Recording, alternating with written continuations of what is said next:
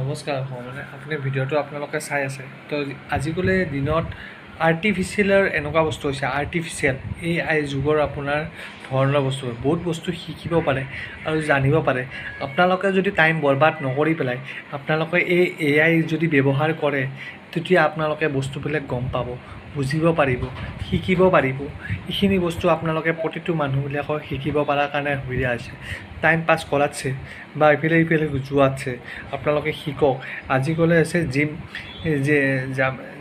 Gemini গুগলত মাৰিলে আপোনালোকে ওলাই যায়। তো এই বস্তুটো আপোনালোকে AI বস্তুটো শিকাই দিব।